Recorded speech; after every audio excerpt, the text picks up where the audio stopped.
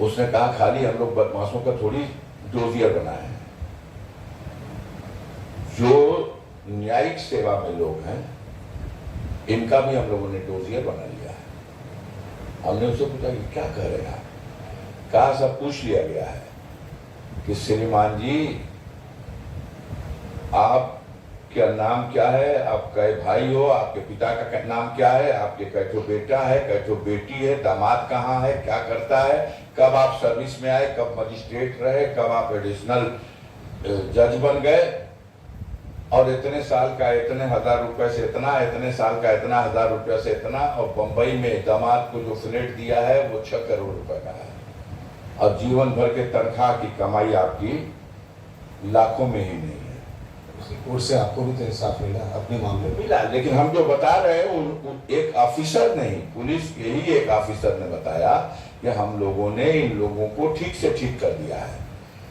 ये जो करेक्ट उसमें है लोग, वो भाई माई लॉर्ड माई गॉड खुदा हम कह रहे हैं जिसको, अगर उसमें भी जैसा कि उस अफसर ने कहा कि चोर बेईमान भी हैं और बड़ी संख्या में चोर बेईमान हैं, तो उन चोर बेईमानों को लोग चोर बेईमान इसलिए नहीं कह पा रहे हैं कि भाई विशेषाधिकार लागू होगा, लेकिन हमें सरकार ने इस तरह के लिए डायरेक्शन दिया और इनको काबू में लाने के लिए जो चोर बेईमान हैं उनकी सारी कुंडली हम लोग बना लिए हैं और उनको दिखा दिए हैं, और जितना कहेंगे उतने लिखा जाएगा फैसला। ये एक ऑफिसर कह रहा है, झूठ कह रहा है, लेकिन कहा उसने। लेकिन ऐसा इसलिए कभी कभी लगता है कि कुछ चमत्कार होते हुए देखते हैं। मुख्तार अंसारी 35 साल पहले एप्लीकेशन दिए थे कि हमें बंदूक का लाइसेंस दे दिया जाए, और उस वक्त उनके पास ऑलरेडी एक राइफल का लाइसेंस है, वो लाइसेंस ही है, तो राइफल वाले लाइसेंस पे कोई आपत्ति नहीं है। बंदूक वाला लाइसेंस कहते हैं लोग कि डीएम और दोनाली बंदूक, हाँ, उसमें साइन जो है वो डीएम की नहीं है। चलिए साहब ठीक है, और उसमें सजा हुई है आजीवन कारावास। आप सुनिए ना, इस केस में सजा हुई आजीवन कारावास। अब जो वो बता गया वो पुलिस का ऑफिसर एक दिन बहकने में कि हम लोग डोजियर रख देते हैं और फिर कहते हैं ये फैसला है। अभी एक मैटर हमने और देखा, एक धमकी देने का मुकदमा है मुख्तार के विरुद्ध, डिसाइड हो गया मैक्सिमम सजा जो सीरियस दर सीरियस कोई धमकी का मामला हो तो 7 साल, उसमें मुख्तार अंसारी को दिया गया 7 साल। अब ठीक है, बड़े बड़े मामलों का लेके चलिए, अब क्या कहा जाए, मुख्तार गुजर चुके हैं, अब उस कहानी में कुछ उनके क्या झूठे और सच्चे मामले हैं बताने से कोई फायदा नहीं, लेकिन 2 बात कहूंगा, वो इतिहास बन गए, लेकिन एक इतिहास ये बना गए कि हिंदुस्तान में वो पहले आदमी थे जिनको हमारे प्रशासनिक मशीनरी ने जेल में रहते हुए 5 बार रासुका लगाया, 5 टाइम रासुका मुख्तार के ऊपर। राष्ट्रीय सुरक्षा अधिनियम की कार्रवाई की और 5 बार का 5 बार का रासुका टूट गया, और 5वीं बार में तो हाईकोर्ट ने स्ट्रक्चर तक पास किया कि जब ये कानून बना तो ये नहीं सोचा गया होगा कि ऐसे भी दुरुपयोग होगा कि कोई व्यक्ति लगातार जेल में है और वो राष्ट्रीय सुरक्षा के लिए खतरा। एक सवाल और था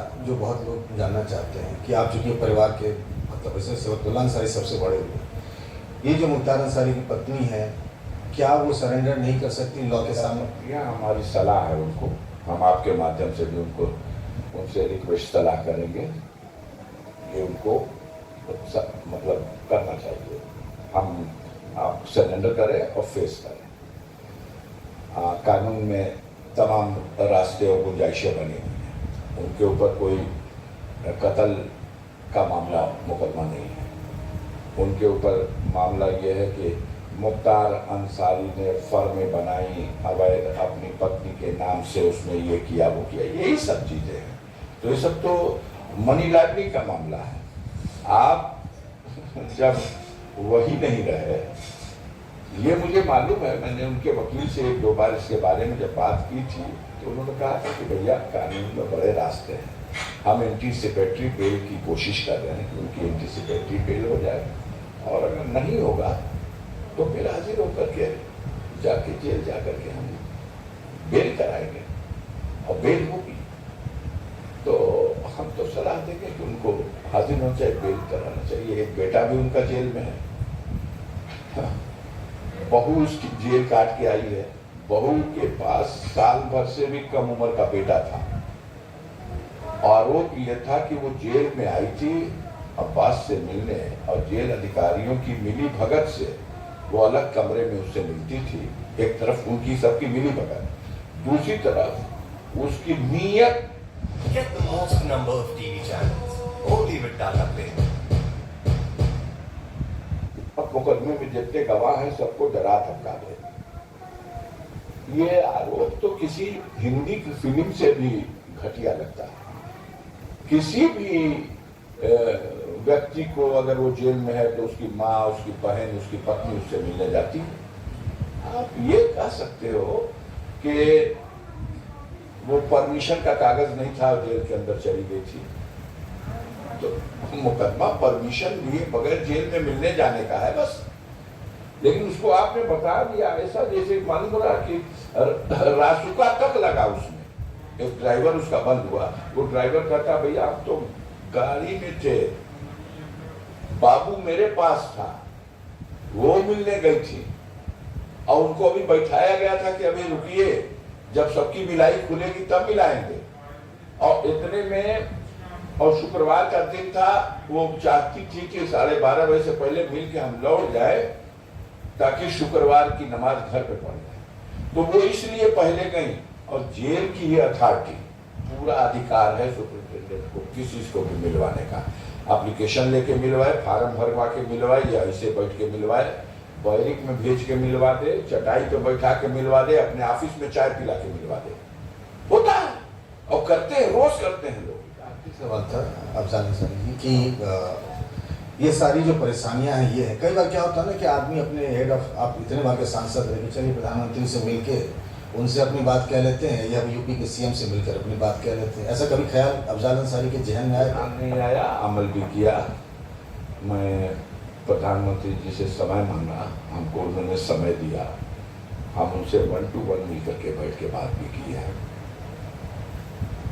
प्रधानमंत्री से भी बात हुई है, मैंने उनको पत्र भी लिखे हैं, उसके भी जवाब उनके मेरे लिए आए हैं। मैंने उन्हें लिखा था कि मेरे जीवन को गंभीर खतरा है, और आप मेरी सुरक्षा का जो है सुरक्षा के एमपी को एक गनर, इसको बढ़ा दिया जाए। जवाब आया था कि आपका पत्र हमें मिल गया इस तारीख का, मन में कुछ नहीं आया। मैंने उनसे मिलकर कुछ जनहित के मुद्दे पे भी बात की थी, लेटर भी दिया था, लिख के भी दिया और बात भी किया। हमने उसके अपने और अपने पारिवारिक बैकग्राउंड पे भी बात की थी, और इन सारे मुद्दों पे भी बात की थी। हमने कहा कि हम उस परिवार से हैं जिस परिवार ने देश की आज़ादी की लड़ाई में कुर्बानियाँ दी, देश की सीमाओं की रक्षा में। एक तरफ कायदे आजम मोहम्मद अली जिन्ना का प्रस्ताव कि ब्रिगेडियर उस्मान आ जाओ पाकिस्तान सेना का पहला जनरल बना जाए, और उसको ठोकर मार दिया मेरे पूर्वज ने। और मातृभूमि की रक्षा में जो पहली सेना भेजी गई है कश्मीर में पाकिस्तान के खिलाफ लड़ने, उसका कमांडर बनाया गया ब्रिगेडियर उस्मान को।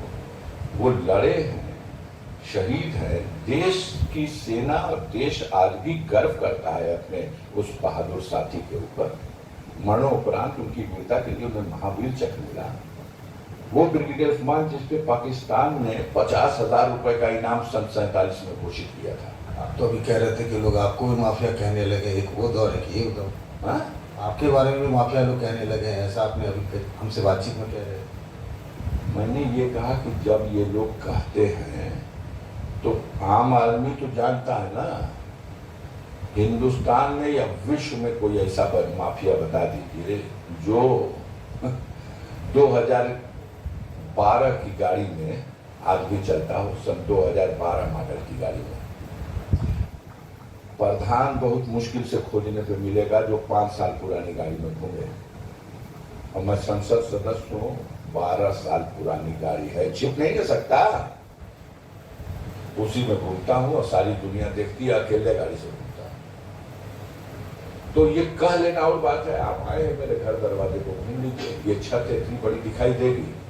9 बार में ये छत पड़ी है और 9 जगह आपको दिखाएंगे। अभी हर जगह जॉइंट है, तो बरसात में चूता है। कोई बता दीजिएगा जो हवाई चप्पल पहन के घूमता हो, कोई माफिया डान। आपको जैसे मेहमान को भी फटी हुई कालीन के पर बैठाता हो। जो कुछ है मेरे भाई, हमने लोगों में दिलों में अपने लिए जगह बनाई है, विश्वास बनाया है। पूर्वजों ने जो कुछ देश की सेवा में किया, उन्हीं का खून मेरी रगों में है।